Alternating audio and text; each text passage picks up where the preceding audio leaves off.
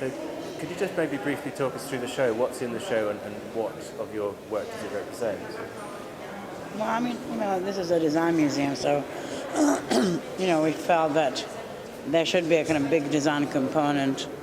The downstairs is mostly kind of a sample, it's not everything, of all material and also Wolfsburg and all these projects. And on the wall, the animated wall with all the animation shows the films of all the projects and pictures. So it's more like a catalog. And upstairs are all some recent models, built models, and all the furniture and all the new drawings. And it seems that at the moment your office is producing like a new project, a new piece of furniture almost every week. I mean, it's an almost unprecedented output for you, isn't it? Given that you had so long when you were struggling to get things. But how do you feel now that? I think it's very exciting, actually. I mean, I enjoy doing it, and of course it's very tough because it's very demanding. But I think what also is exciting is that the ability to actually design something. I mean, for example, the table for Vitra took us a long time to work on because we had different ideas. But actually to fix it and from fixing it to production was maybe 2 months at the most. And I could not have imagined that happening many years ago. Do you approach a piece of furniture in a very different way that you approach a bit? Well, they all come out from the same thing. For example, this idea of the elastic stretching. Maybe started with the Guggenheim in Taichung, and then it became Elastica in Miami, and then the idea of this becomes a table. So not the same idea, but it's okay. So I think but I mean, we wanted to do a table which was a landscape, not the same as the aqua table, but we've been thinking about it for some time and developing it. So, for example, the seamless connection was all done at the same time. It was all about, very organic form, and they are connected somehow, so that,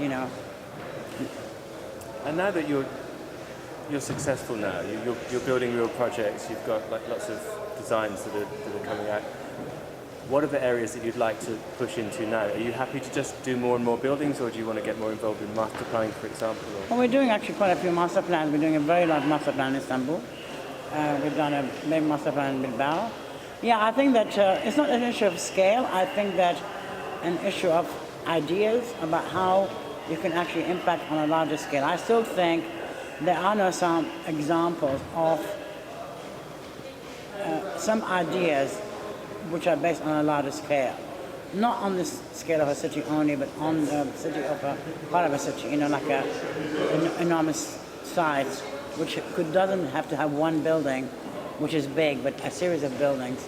I think, and also what is important for me is that some of these ideas we've thought about, like, porosity of the ground, mobility of the ground, actually does occur within not only a civic space, but also how it impacts on, commercial, residential, offices.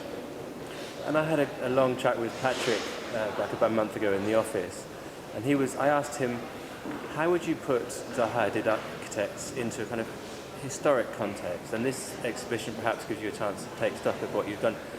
How do you view yourself? How do you view what you're bringing to architecture? Well, I mean, I think that if I look at the very early, in the early period, but I mean, I actually think by challenging the norm and challenging typology, we looked at, even like how to draw a plan, not only graphic techniques, but I think the graphic techniques became also organizational techniques. So it was not just about the way we drew something. And I think all these things at the time first challenged drawing, and then I think it changed how you think about space. And I mean, I cannot claim that I kind of did that alone in any way, but I think that in the research in the last 30 years and the push for, new typologies, I think has had an impact on, maybe not so much in London, but it had an impact on architecture generally, I think, in a good way. And superficially, there are a lot of architects who are doing using shape in a superficially similar way, but obviously you've got this kind of 15 years of research behind your thing.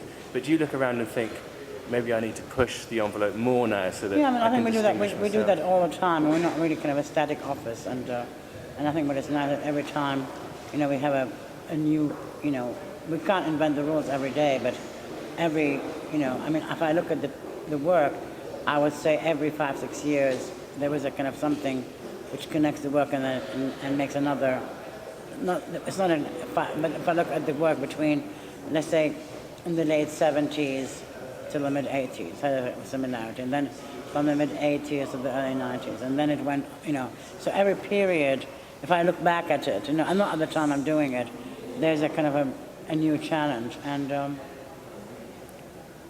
so last question then, what are the things that you're working on now that you think might be the new areas well, I for think that the exploration? Istanbul master plan is very interesting, and I think that we're looking at other projects now, for example, in areas like, even like, Kazakhstan. I think the Abu Dhabi, the Middle Eastern projects are rather new. I think the Abu Dhabi Performance Art Center, this idea of kind of layering, performance spaces and using, technology, like the vein of the building to kind of ramp and move. So they're not segregated anymore. I think it's going to be very interesting. Great, thanks very much. All right.